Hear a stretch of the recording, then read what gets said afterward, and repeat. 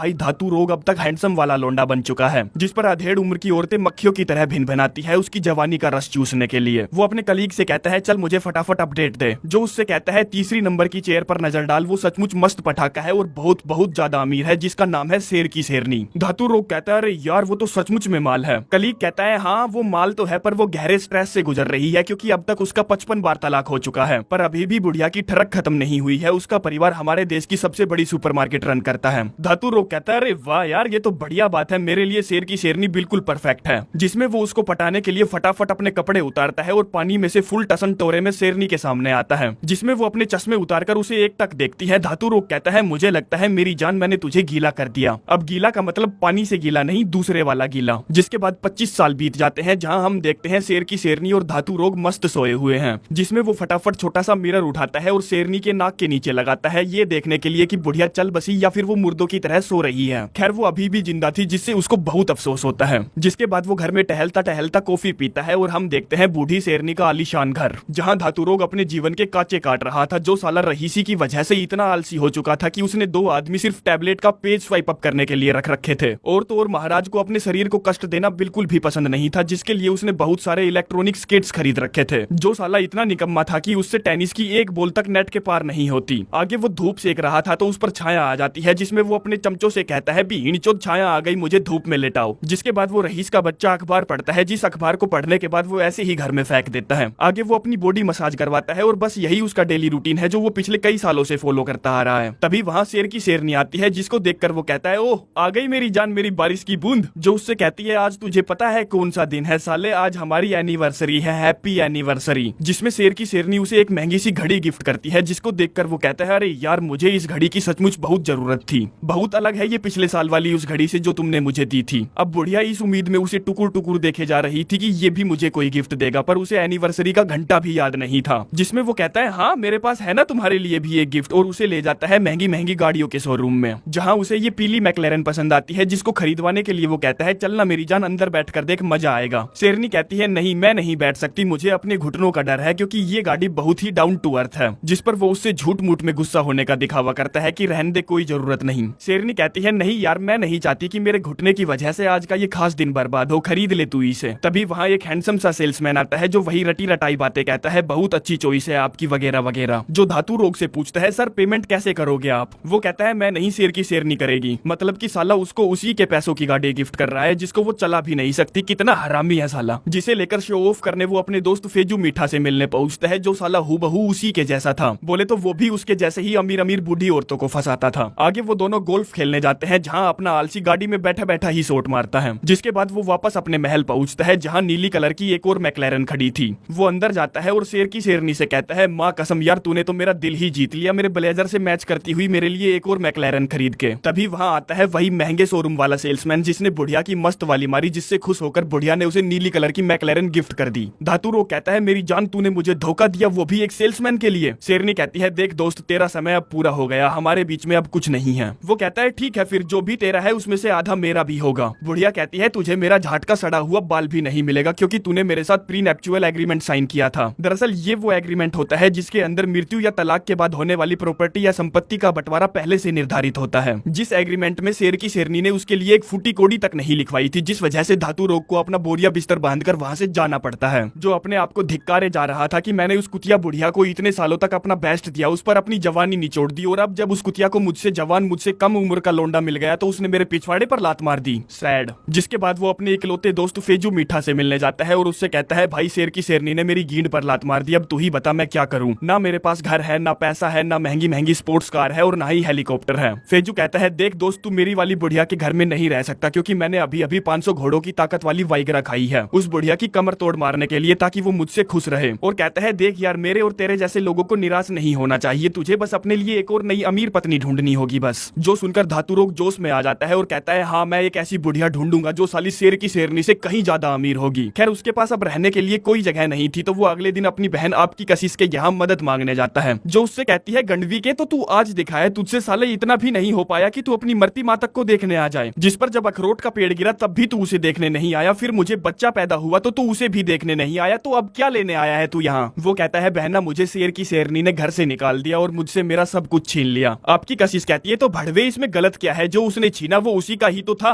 वो कहता है हाँ बात तो तेरी सही है, पर उस कमीनी ने वो कार भी मुझसे छीन ली जो मैंने उसके लिए खरीदी थी उसके पैसों से। देख मेरी बहना, मैं बहुत परेशान हूँ, क्या मैं तेरे साथ तेरे घर में रह सकता हूँ? वो कहती है तू साले अपना दिमाग कहीं उस बुढ़िया की गुफा में ही तो नहीं छोड़ आया साले मतलबी। खैर वो उसकी गुद्दी में एक थप्पड़ मारती है और कहती है बस एक दिन, उसके बाद नहीं। और ये सब वो इसलिए कर रही थी क्योंकि वो उसकी बहन जो थी। जिसके बाद वो उसका अपार्टमेंट देखता है और कहता है ये छोटा तो है पर हाँ चल जाएगा, अच्छा है चल जाएगा काम। तभी वो अपने भांजे को देखता है और कहता है अरे वाह यार तुम तो 6 साल के हो गए। भांजा कहता है काहे का मामा है रे तू, 10 साल का हूँ मैं। जिस पर उसकी बहन उसको घूर घूर कर देखती है तो वो कहता है अरे मुझे क्या पता था, और यार तुम लोग छोटी छोटी बात पर सीरियस क्यों हो जाते हो जैसे कोई मर गया हो। भांजा कहता है हाँ मेरा बाप जो मर गया है। वो कहता है मैं जानता हूँ, जो जानकर मुझे बहुत बुरा लगा। भांजा कहता है मामा मैं चिकन राइस खा रहा हूँ, क्या आप खाना चाहते हो? वो कहता है चिकन यार वैसे तो मुझे कुछ खास पसंद नहीं है, पर चल देखते हैं तेरा चिकन। जिसमें वो फटाफट बिना खाने का धन्यवाद किए उसे खाने लगता है। जिस पर उसकी बहन उसका हाथ मरोड़ देती है और कहती है पहले प्रार्थना कर।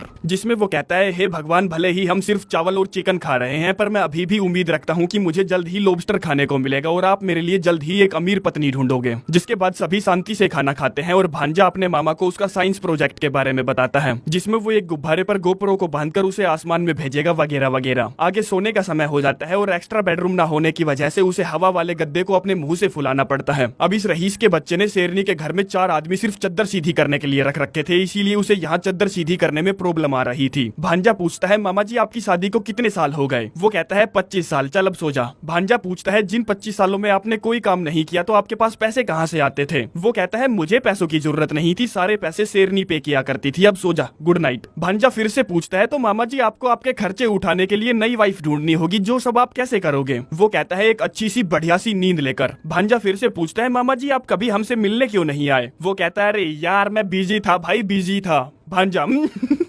भांजा कहता है आप किस चीज में बिजी थे? आपने अभी तो कहा आप कोई काम नहीं करते थे, बस मुफ्त की रोटियां तोड़ा करते थे। जिस सबसे उसको गुस्सा आ जाता है तो वो जोर जोर से इमरजेंसी इमरजेंसी चिल्लाने लगता है, जिसमें तभी उसकी बहन लठ लेकर आती है। वो कहता है मैं यार सोने की कोशिश कर रहा हूँ और तेरा बेटा मुझसे लगातार बात पे बात किया जा रहा है, क्या मतलब है ये? आपकी कशिश कहती है बे साले मुझे लगा कोई लुटेरा घर में घुस आया है। वो कहता है हाँ, और वो लुटेरा तेरा बेटा है जो मेरी नींद लूट रहा है। जिसमें वो उन दोनों को गुस्से में धमकाकर दूसरे कमरे में सोने चली जाती है। इतने में ही उस हवाई गद्दे से करके हवा निकलने लगती है, जिसके छेद पर वो उंगली रखता है और मस्त सो जाता है। जिसमें जब वो उठता है तो हवाई गद्दा उसके ऊपर था जिसकी सारी हवा निकल चुकी थी। आगे वो ब्रेकफास्ट करने जाता है, जिसमें जैसे ही वो बर्तन निकालता है बहन कहती है साले जिस तरह से तू बर्तन निकाल रहा है ना वैसे ही धोकर वापस रख देना। जिसमें वो उसे बिना यूज किए ही वापस रख देता है, क्योंकि नवाब बर्तन थोड़े ही धोते हैं और डब्बे से डायरेक्ट उठाकर कॉर्नफ्लेक्स खाता है और डब्बे से ही दूध पीता है। तभी कोई उनके घर का दरवाजा खटखटाता है। आपकी कशिश देखती है तो पाती है सामने उसका पड़ोसी खड़ा है, जो उससे कहता है सॉरी यार मुझे पता नहीं था आपके घर में कोई अतिथि आया है। वो कहती है ये कोई अतिथि वतिथि नहीं है, ये तो मेरा भाई है जो आज कई सालों बाद आया है। पड़ोसी कहता है यार तुझे विश्वास नहीं होगा कि मेरे दरवाजे की कुंडी फिर से चिपक गई। कशिश कहती है क्या बात कर रहे हो यार, ये तो बहुत बुरा हुआ, पर तू टेंशन मत ले, मैं उसे ठीक कर दूंगी, बस 5 मिनट में आती हूँ। धातु रोग पूछता है बहना क्या चल रहा है तेरा उसके साथ, तूने उसके साथ टुकुर टुकुर टुकुर टुकुर किया कि नहीं? वो कहती है बे साले पागल वागल हो गया क्या, बस मैं उसे पसंद करती हूँ और कुछ नहीं। आगे वो अपने भाई और अपने बेटे के साथ अपने काम पर पहुंचती है, जहाँ वो एक जूनियर आर्किटेक्ट है, जैसा कि उसने बचपन में अपने भाई से कहा था, पर उसे अभी तक सीनियर आर्किटेक्ट बनने का मौका नहीं मिला था। जिसमें वो जाते जाते अपने भाई से कहकर जाती है मेरे बेटे को ध्यान से उसके स्कूल छोड़ देना और अपने लिए नौकरी ढूंढ लेना। जिसके बाद धातु रोग अपने भांजे को उसके स्कूल छोड़ने पहुंचता है और कहता है अरे बाप रे, यहाँ से तो पैसे की बहुत महंगा आ रही है, लगता है बहुत अमीर बच्चे पढ़ते हैं यहाँ। तभी भांजा उसको चुप होने के लिए बोलता है और एक लड़की जिसका नाम आरडी है उसको टुकुर टुकुर घूरने लगता है, क्योंकि वो उसको पसंद करता था। तभी आरडी की दादी चंपाकली उसे उसकी नोटबुक देती है, जिसे देखकर धातु रोग पूछता है अरे बाप रे कितने साल की है वो? भांजा कहता है वो अगले हफ्ते 10 साल की होने वाली है, जिसमें वो एक बहुत बड़ी जन्मदिन पार्टी देगी। धातु रोग कहता है अरे यार मैं उसकी दादी की बात कर रहा हूँ, उसकी पोती की नहीं। आगे वो चंपाकली को पटाने जाता है, क्योंकि वो बहुत बहुत ज्यादा अमीर थी, ऊपर से उसका पति भी मर चुका था। जिस पर वो गार्ड से कहता है मैं चंपाकली का पुराना दोस्त हूँ, क्या तूने मुझे पहचाना? वो कहता है कहीं आप वो तो नहीं जो अप्रैल के महीने में पोलो खेलने आए थे? धातु रोग कहता है हाँ मैं वही तो हूँ, चल मुझे अब अपनी मालकिन से मिलवा। गार्ड कहता है पर साले हरामी, अप्रैल के महीने में तो मैम ने कोई पोलो ही नहीं खेला। जो सुनकर उसका चेहरा उतर जाता है तो वो कहता है यार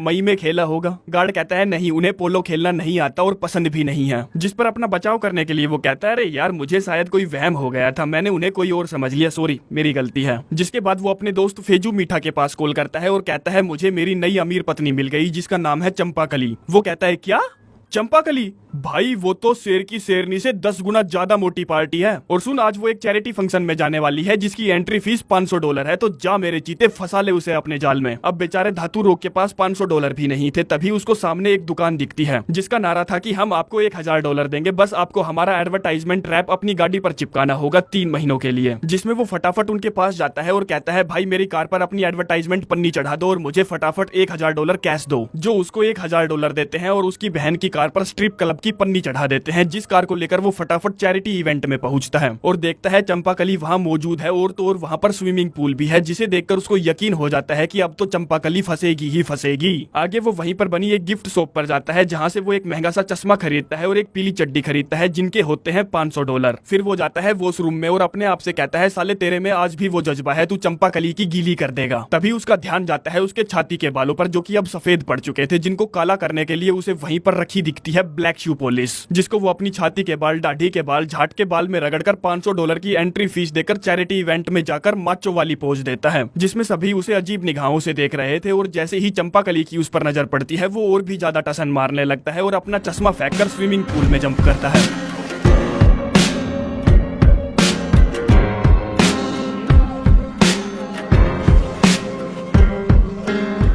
जिससे वो होता है जो उसने सोची भी नहीं होगी। तभी वहाँ चंपाकली का गार्ड आता है और उसे उठाकर वहाँ से बाहर फेंक देता है। कहता है, तुझे क्या लगता है तू अपना ये गंदा सा शरीर दिखाकर मेरी बॉस को पटाकर उसके पैसे हड़प सकता है? नहीं, मैं ऐसा कभी नहीं होने दूंगा। जिसके बाद वो अपने भांजे को उसके स्कूल से पिक करने जाता है, जहाँ उसकी नजर पड़ती है चंपाकली की पोती आरडी पर, जिसको उसका भांजा पसंद करता था। आगे वो अपने भांजे को पार्क में ले जाता है और उसे उसकी तरह चलना, आंखों में आंखें डालकर बात करना, एटीट्यूड दिखाना वगैरह वगैरह सिखाता है, ताकि वो चंपाकली की पोती आरडी को पटा सके, जिसके सहारे वो चंपाकली के घर में घुस सकता था। आगे वो अपनी बहन को उसके ऑफिस से पिक करने जाता है, जो अपनी कार पर स्ट्रिप क्लब का रैप चिपका देखकर उस पर भड़की हुई थी, जो रैप उसे घर पहुंचते ही उतारना पड़ता है। अगले दिन वो अपने दोस्त फेजू मीठा से मिलता है और कहता है, मैंने तुझे जो चंपाकली की फेवरेट चीजों की लिस्ट बनाने के लिए कहा था वो तूने बना ली क्या? फेजू मीठा उसे पर्ची देता है जिसमें लिखा था, चंपाकली को पहाड़ पर चढ़ना बहुत पसंद है, ट्रेन में ट्रेवल करना बहुत पसंद है और उसका फेवरेट फूड है फ्राइड चिकन। तभी वो होता है जो बिल्कुल भी नहीं होना था, वो पन्नी चढ़ाने वाले भाई धातु रोग की गाड़ी पहचान लेते हैं और इतने में ही उन दोनों की नजर उस पर भी पड़ जाती है, जिसका वो पीछा करते हैं और उसे एक गली में घेर लेते हैं, जिसके अखरोट भींचकर वो कहते हैं, साले तूने वो पन्नी क्यों उतारी जबकि हमारे बीच में 3 महीनों का एग्रीमेंट हुआ था? अब तूने एग्रीमेंट तोड़ा है तो हमें हमारे $1000 वापस चाहिए, तेरे पास 1 हफ्ते का समय है।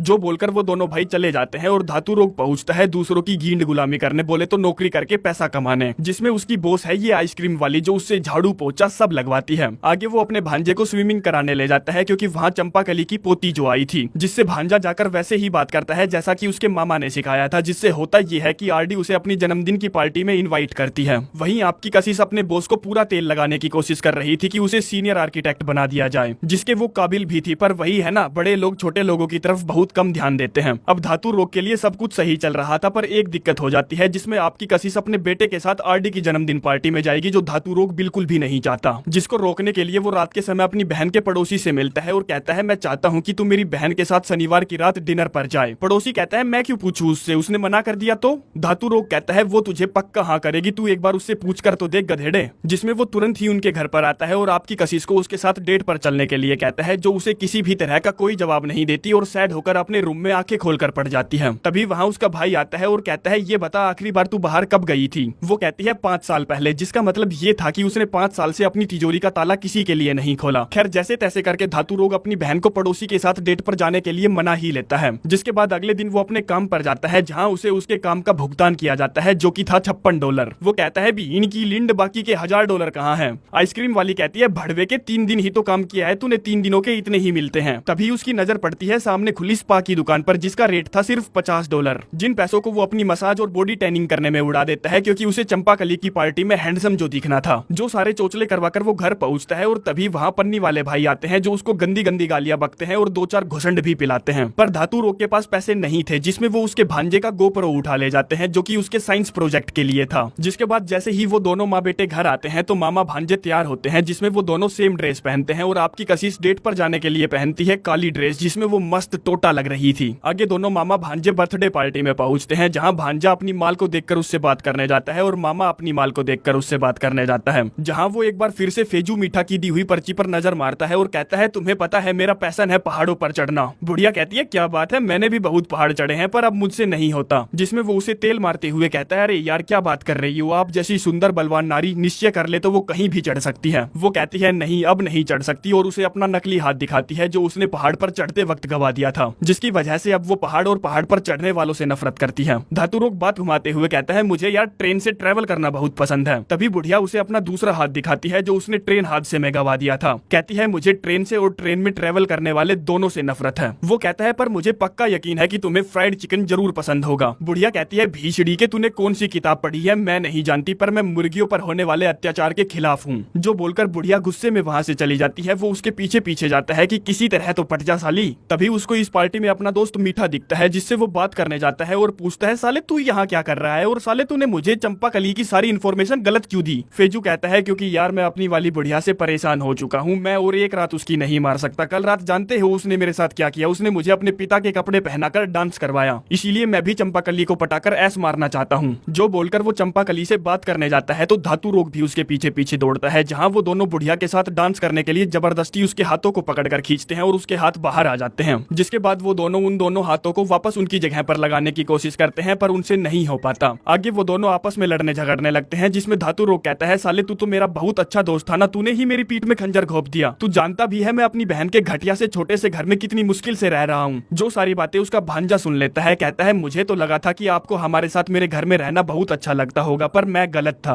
जिसमें वो उसको पटाने की बहुत कोशिश करता है पर बात नहीं बनती। आगे वो अपनी बहन के घर जाता है पर दरवाजा लॉक था और पासवर्ड भी चेंज कर दिया गया था। जिसके बाद वो रात बिताने के लिए आइसक्रीम वाली के यहाँ पहुंचता है जिसकी वो नौकरी बजाया करता था पर आज उसे बजाएगा। जिसमें वो नंग धड़ंग होकर उसके सामने डांस करने लगता है जो उससे कहती है रुक जा रुक जा रुक जा रुक जा भीषड़ी के रुक जा, मुझे तेरे जैसे बूढ़े अच्छे नहीं लगते, मुझे तो पसंद है क्यूट से लड़के जिनकी दाढ़ी भी नहीं आई हो, क्योंकि उनमें जवानी का अंधा जोश भरा होता है। वो साले दिन में 15-15 20-20 बार मुट्ठियां मार लेते हैं, तो सोचो वो मुझे कितना मजा देंगे। वो पूछता है फिर तूने मुझे नौकरी पर क्यों रखा। आइसक्रीम वाली कहती है क्योंकि मैं तेरी मदद करना चाहती थी भड़वे। जिसके बाद अगले दिन वो फिर से अपने दोस्त फेजू मीठा से मिलता है जो उससे कहता है मेरी वाली बुढ़िया ने मेरे पिछवाड़े पर लात मार दी क्योंकि उसे कल की पार्टी के बारे में पता चल गया था। धातुरोग कहता है देख भाई मुझे तेरी मदद चाहिए मेरे भांजे का गोप्रो लाने के लिए, मैंने उसका दिल तोड़ दिया है पर मैं उसका साइंस प्रोजेक्ट खराब नहीं कर सकता। जिसमें फेजू मीठा नकली पुलिस वाला बनता है और धातुरोग बनता है एक कर्मचारी। जो दोनों उन पन्नी वाले भाइयों के पास जाते हैं और कहते हैं गैस लीकेज की शिकायत आई है तुम्हारी दुकान से, हमें सब कुछ ठीक है कि नहीं चेक करना होगा। जिसमें धातुरोग उनकी दुकान को पूरा टटोल बगाता है और उसे उसके भांजे का गोप्रो मिल जाता है, जिसे लेकर वो अपनी बहन के पास पहुंचता है और कहता है ये गोप्रो कोई घर से चुरा ले गया था जिसे मैं वापस ले आया हूँ। वो कहती है साले तू चूक गया क्योंकि साइंस प्रोजेक्ट संडे को था, आज सोमवार है। जो बोलकर वो उसके मुंह पर दरवाजा मारकर चली जाती है। वहीं स्कूल में भांजा आरडी से मिलता है और उसके मामा की गलती की माफी मांगता है, जो उससे कहती है कोई बात नहीं यार, मेरी दादी के 2 हाथ नहीं है तो नहीं है, मैंने तुझे माफ किया और मुझे तेरा लिखा हुआ लेटर सचमुच बहुत पसंद आया। भांजा कहता है लेटर क्या बात कर रही हो, दिखाना जरा मैं एक बार देख लूं उसमें फुल स्टॉप और कोमा सही जगह पर लगे हैं कि नहीं। जिस लेटर को वो पढ़ता है तो उसे पता चलता है कि ये राइटिंग तो उसके मामा की है, जिसने अपने भांजे का दिल न तोड़ने के लिए आरडी को वो लेटर लिखा था। आगे वो दोनों मिलकर अपने साइंस प्रोजेक्ट को पूरा करते हैं, जिसमें वो गोप्रो को ऊपर आकाश में छोड़ देते हैं। वहीं आपकी कशिश को 5 साल बाद उसका प्यार मिल जाता है और चंपाकली को भी अपने ही सिक्योरिटी गार्ड से प्यार हो जाता है। फेजू मीठा अब उन पन्नी चढ़ाने वाले भाइयों की गींड गुलामी करता है। वहीं सेल्समैन उठकर बुढ़िया की सांसें चेक करता है तो बुढ़िया निकल चुकी थी और सारी प्रॉपर्टी अब सेल्समैन हो चुकी थी। दोनों बच्चे अपनी मेहनत को कंप्यूटर स्क्रीन पर देखते हैं और खुश हो जाते हैं। आपकी कशिश काम पर जाती है, जहां उसकी बॉस उससे कहती है कांग्रेचुलेशन, तुम्हारा डिजाइन अप्रूव कर दिया गया है और तुम अब एक सीनियर आर्किटेक्ट बन चुकी हो। जो डिजाइन दिखाने तुम्हें मेरी बॉस से मिलने जाना होगा। तभी पहाड़ी के ऊपर हेलीकॉप्टर लैंड होता है, जिसमें से उतरती है वही बुढ़िया जिसकी फेजू मीठा मारा करता था। दरअसल ये बुढ़िया उस आर्किटेक्ट कंपनी की सबसे बड़ी बॉस थी जिसमें आपकी कशिश काम करती है। जिससे वो कहती है थैंक यू मुझे एक मौका देने के लिए, मैं आपको कभी निराश नहीं करूंगी। बुढ़िया कहती है हाँ मैं जानती हूँ तुम मुझे कभी निराश नहीं करोगी क्योंकि बहुत बड़ा रिकमेंडेशन लगा है तुम्हारा। वो पूछती है किसने रिकमेंड किया मुझे। तभी हेलीकॉप्टर से उतरता है अपना धातुरोग जिसने फेजू मीठा की बुढ़िया को पटा लिया था। बुढ़िया कहती है वैसे तो मैं किसी का रिकमेंडेशन लेती नहीं हूँ पर मुझे तुम्हारे डिजाइन सचमुच बहुत पसंद आए। तभी वहाँ दौड़ता हुआ भांजा आता है और अपने मामा को गले से लगा लेता है। कहता है मामा क्या आप मुझे हेलीकॉप्टर की सैर कराने ले जा सकते हो। वो कहता है हाँ मेरी जान क्यों नहीं। जिसके बाद दोनों मामा भांजे पायलट और को पायलट बनकर हेलीकॉप्टर उड़ा ले जाते हैं। भांजा कहता है मैं नहीं जानता था मामा जी आप हेलीकॉप्टर उड़ाना जानते हो। वो कहता है क्या बात कर रहा है छोटू, हर अमीर आदमी हेलीकॉप्टर उड़ा सकता है। भांजा कहता है क्या मैं भी उड़ा सकता हूँ। वो कहता है हाँ ये ले जॉयस्टिक पकड़ और उड़ा। जिसमें भांजा हेलीकॉप्टर को आड़ा टेढ़ा उड़ाता है। जिसके साथ ही ये कहानी यहीं पर समाप्त